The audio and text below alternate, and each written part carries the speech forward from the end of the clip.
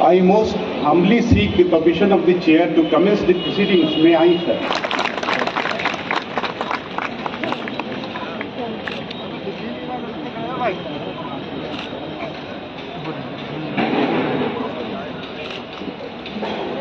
व्यवस्था से जुड़ा हुआ है और उसके साथ है बार एसोसिएशन की तरफ से बलून और पिजन एक है, जिसे माननीय मुख्य अतिथि महोदय के कर कमलों से बलून उड़ाए जाएंगे और पिजन जो कि आजादी और उसको इंगित करते हैं।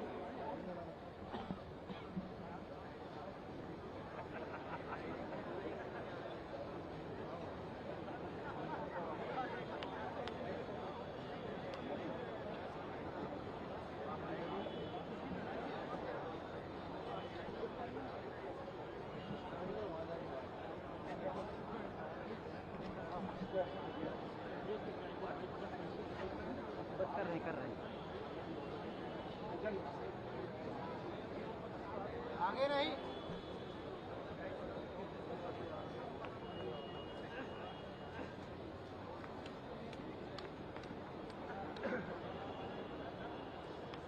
भैया मोबाइल, एक तो कैमरा लिए बंदा मोबाइल एक लगा पड़ा है।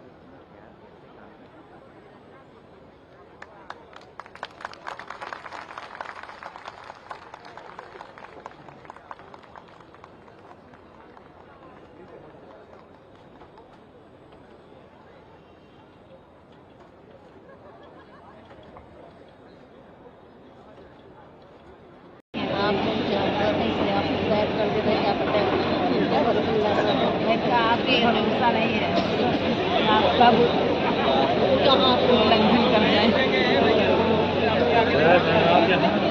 आप पार्टी की पार्टी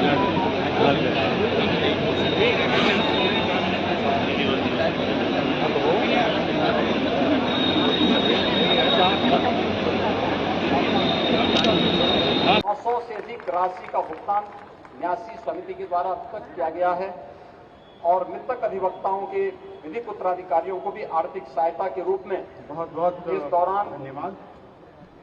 111 करोड़ 81,50,000 रुपए की राशि का भुगतान किया गया है। इसके अलावा केवल हाईकोर्ट में ही नहीं, जनपद न्यायालयों में भी अभी मुख्य न्यायमूर्ति महोदय ने और राज्य शासन को इसके बारे में निर्देश भी दिया था और मैंने स्वयं भी इसकी बैठक ली थी कि जहां पर अभी डिस्ट्रिक्ट कोर्ट नहीं बने हैं वहां पे इंटीग्रेटेड कोर्ट बिल्डिंग बनाने के साथ साथ हम लोगों ने जिला मुख्यालयों को भी और कमिश्नरी मुख्यालय को भी इंटीग्रेटेड मुख्यालय बनाने की दिशा में कार्य प्रारंभ किया है। हम लोग चाहेंगे कि वास्तव में एक मॉडल बनेगा, ये न केवल उत्तर प्रदेश के लिए बल्कि देश के लिए, पूरी न्यायिक व्यवस्था के लिए भी और प्रशासनिक व्यवस्था के लिए भी। इस पर कार्य हमारा बहुत तेजी के साथ आगे चल रहा है, लेकिन साथ साथ जनपद न्यायालयों में भी अधिवक्ताओं के चेंबर बने। वास्तव में एक गरीब जब आता है और जब देखता है, घूम फिर करके चारों ओर देखता है, वो तो बड़े विश्वास के साथ आता है कि मैं वकील साहब के पास जा रहा हूं। लेकिन जब वह जाता है और अधिवक्ता के चेंबर में बैठता है और उसको दिन में ही जब आसमान नजर आने लगता है वहां से, क्योंकि टूटा हुआ चेंबर रहता है, टूटे हुए चेंबर से उसको जब सूरज की रोशनी में दिखाई देता है, उसके मन में कहीं ना कहीं आशंका होती है कि क्या मैं सही जगह आया हूं या कहीं ऐसा तो नहीं कि गलत जगह आ गया हूं। और इसलिए शासन ने कहा है कि भाई हमें जगह दीजिए, हम लोग अधिवक्ताओं के लिए अच्छे चेंबर वहां बनाना चाहते हैं, क्योंकि अधिवक्ता के लिए ये स्वयं के लिए शोहरत हासिल करने का माध्यम नहीं, बल्कि एक गरीब को न्याय देने का एक सशक्त माध्यम भी बनेगा। वहां पर अगर उनके अच्छे बैठने की व्यवस्था होती है तो जो वादकारी आता है उस वादकारी को भी विश्वास उस पर टिकता है। और वादकारी का विश्वास किस बात पर होता है? एक अधिवक्ता के पास जब आता है तो वह असमंजस में रहता है, क्योंकि अपनों के द्वारा ठुकराया रहता है बहुत सारे लोग। और बहुत बार तो विवाद भाई भाई में होता है, छोटा सा विवाद है, वे बैठ करके भी समाधान कर सकते थे, लेकिन वह स्थिति वहां तक पहुंच चुकी होती है कि वह उसे न्यायालय का दरवाजा खटखटाना ही पड़ता है। अपने भाई पे विश्वास, मैंने कहा भी देखिए, अधिवक्ता तो दोषियों को पानी पिलाता है और आज वो मांग रहे हैं तब भी पानी पी रहे हैं। अरे तो उनका अधिकार है, वे अपना अधिकार मांग रहे हैं और उनको मांगना भी चाहिए, क्योंकि अपने लिए नहीं मांग रहे हैं,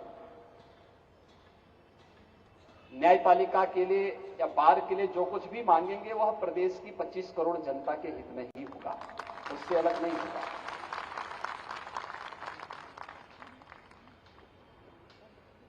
हम भी बार बार जब मुख्यमंत्री और मुख्य न्यायाधीश की बैठक होती है तो न्यायपालिका के इंफ्रास्ट्रक्चर को लेकर के होती है, न्यायपालिका से संबंधित उन मुद्दों को लेकर के होती है जो प्रदेश को सही और सस्ता न्याय देने के लिए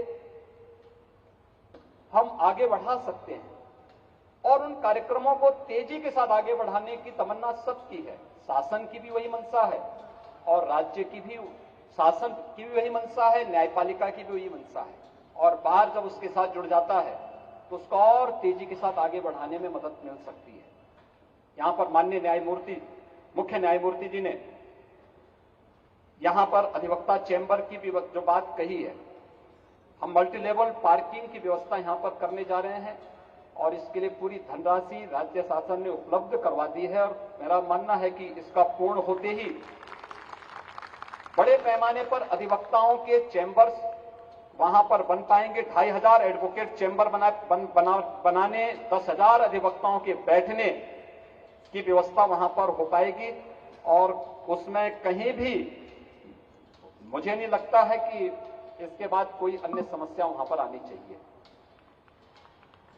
राज्य शासन ने यहां पर पहले ही एक नेशनल लॉ यूनिवर्सिटी की अपनी सहमति दे दी है, हम उसके लिए धनराशि पूरा देना चाहते हैं। जमीन के बारे में कोई सहमति बन सकती है तो हम उसके लिए भी पूरा सहयोग देने को तैयार हैं। हम लोग भी चाहते हैं कि प्रयागराज न्याय की धरती है, शिक्षा की धरती है, और एक अच्छी लॉ यूनिवर्सिटी प्रयागराज की धरती पर होनी ही चाहिए। डॉक्टर राजेंद्र प्रसाद जी के नाम पर वह होनी चाहिए।